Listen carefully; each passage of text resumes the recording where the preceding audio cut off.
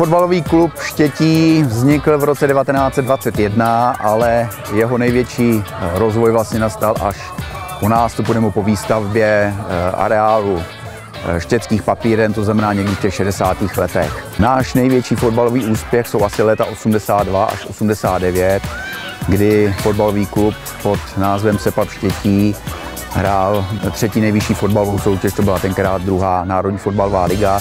A největším úspěchem byl rok 1988, kdy jsme usilovali o postup do druhé ligy a skončili jsme na druhém místě.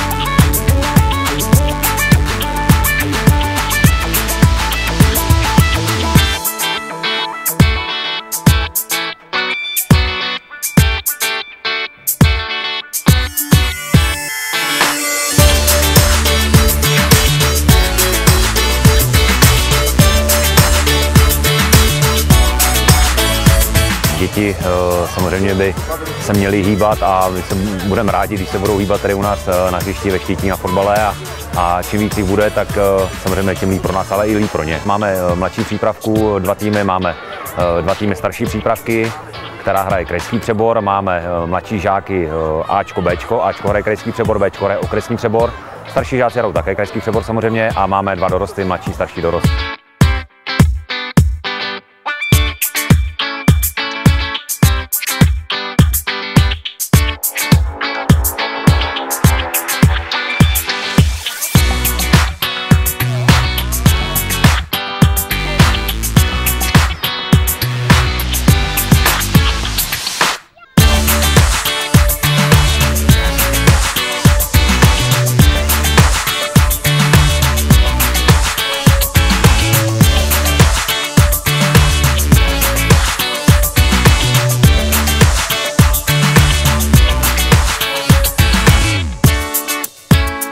Okres Litoměřice si myslím, že v porovnání s Ústeckým krajem, když bych to měl srovnat teda s naším krajem, tak si myslím, že jsme na tom nadprůměrně.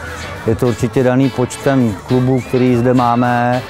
V dnešnímu dni to činí cca nějakých 75-76 klubů. Tyto nábory jsou hodnoceny pozitivně. Je to nejvyšší čas podchytit si ty děti v tomto věku a abych to řekl, tak jako přilákat je k tomu fotbalu, aby nám neutekli k jinému sportu.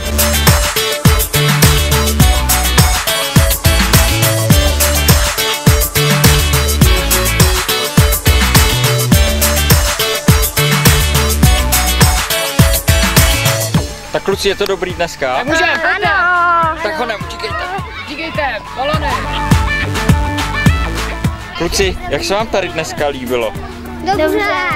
A co vás nejvíc bavilo? Všechno. A jak se vám tady líbilo dneska? Dobře.